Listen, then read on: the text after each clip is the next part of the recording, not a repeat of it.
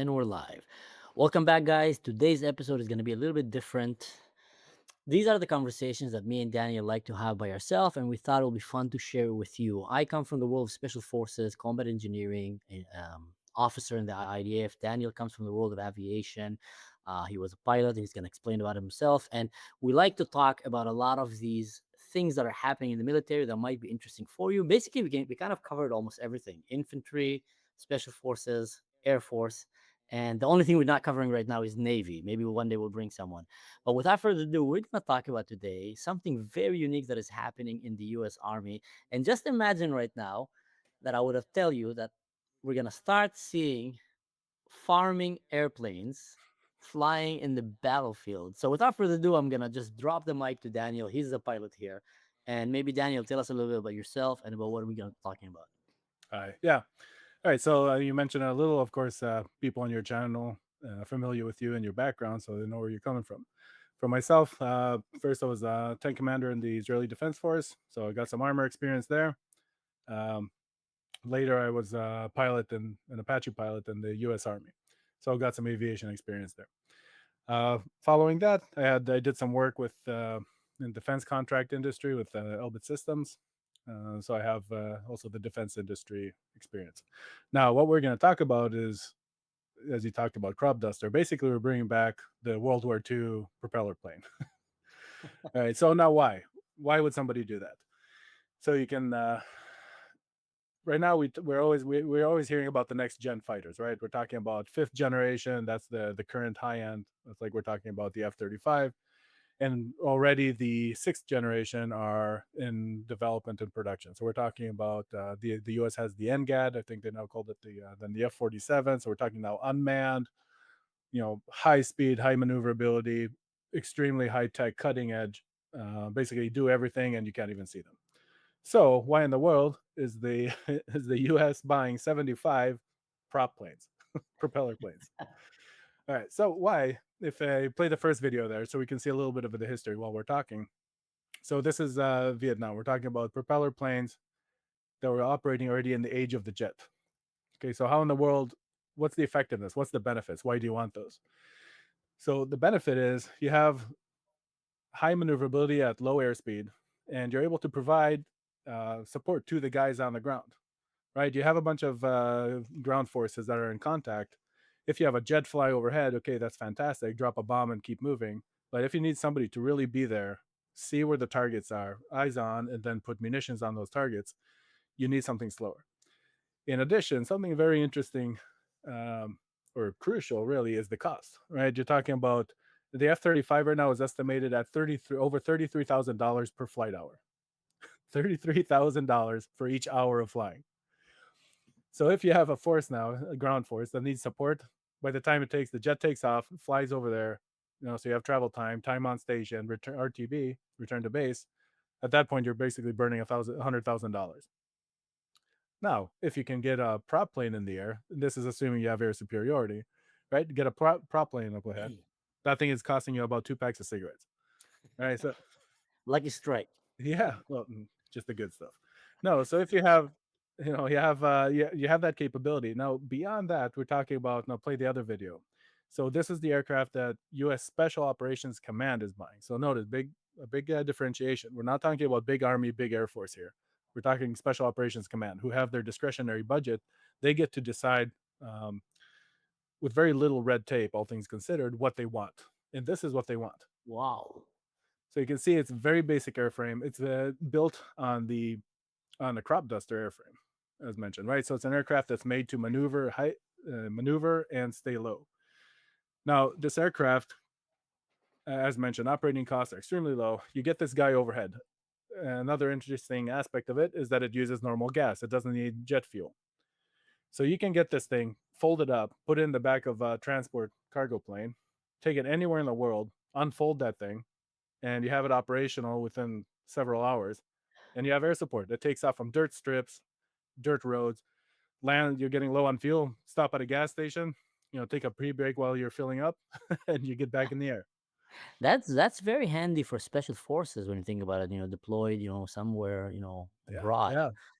They have their team. They come. They stay in their base. They have this airplane. The pilot is with them there in the barracks, and then whenever they're needed, he just jump right in, fly, comes back, fuel it maybe quickly, goes back in, change the weapons, and they have him in the air. He can be circling around them. I mean, who's gonna have a fighter jet circling around a Delta Force in the middle of the desert just for them? And more than 1 hour, like you said, he's gonna be need to be go out. This guy, how long an airplane like this can stay in the air? This one has it can have a few hours. Now, depends on configuration. Do you have external tanks? Yes, no. But you're also going to be operating from the vicinity. You don't have aircraft coming from a carrier somewhere. You don't have it. You don't need an aircraft to come in from an airfield that's from a proper airport, right? For a jet from who knows where. This thing can literally be taking off from beside the tent. Hmm. You have bring some extra fuel on a camel and you're good to go. Now it has you have you have very good sensor capability on it, and you can see from the video they show the munitions that it carries, right? So you have they showed rockets, and they had the 70 millimeter rockets, and they had the Hellfire. You can engage basically anything you need to engage with that, right? A Hellfire will take out a tank, will take out a bunker, Yeah. and the rockets will give you area suppression. And then the entire time you have that sensor overhead, which is critical. And you're not talking if you compare it to a drone, which okay, drones also have some low operating cost. However, you're talking about an operator sitting in Nevada communicating via satellite to a drone that also still has to launch from somewhere fairly prepared, compared to a pilot that you're directly communicating with. Right, you're Hmm. on the ground talking to the guy that's literally right above your head, and you can give ground references. Very easy, very quick response. This is brilliant because you can literally be knowing the pilot. His name can be Dave, and you know him, and you can even ask him, "We need you to fly and just give us a picture of what's happening there." Well, usually a drone will do that. Now this pilot can just go, and if you have a camera and you're in the special forces, you're down there, you have your own tablet kind of in your hand, and you can see what he's seeing. You can pinpoint that's the targets here, here, here. You have like communication with the guy. You know him, and that is one of the most crucial things when you're in the special forces is that little unity that you have between the unit that you guys can talk so fast with each other. You can close circles so fast.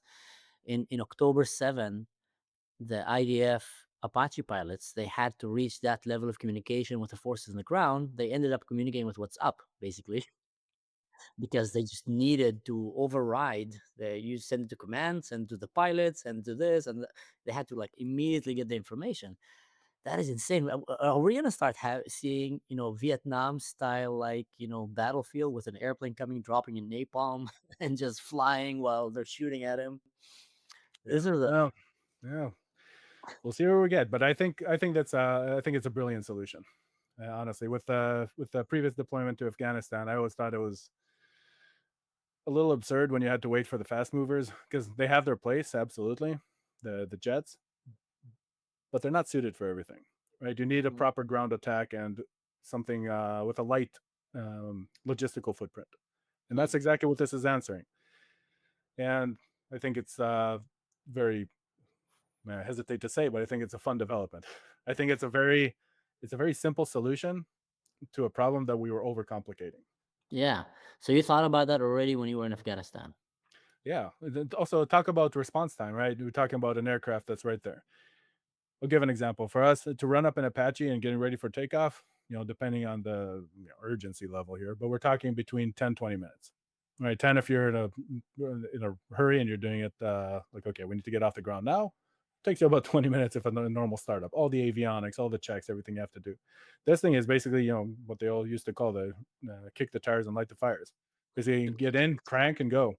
So you have Yeah. that capability. That response time is right there. The logistics is basically two guys with a wrench and a hammer, and fuel from anywhere. Right, the same fuel that you're putting in your vehicles, you're putting into your airplane. Oh So my I think it's god. a beautiful solution. I think, uh, yeah, I'd be curious to see if we get some videos out of it. But considering that this is special operations, I doubt we're going to get to see a lot of in Is it gonna action. have like one pilot in it, or you think it's gonna have a team of two? No, two.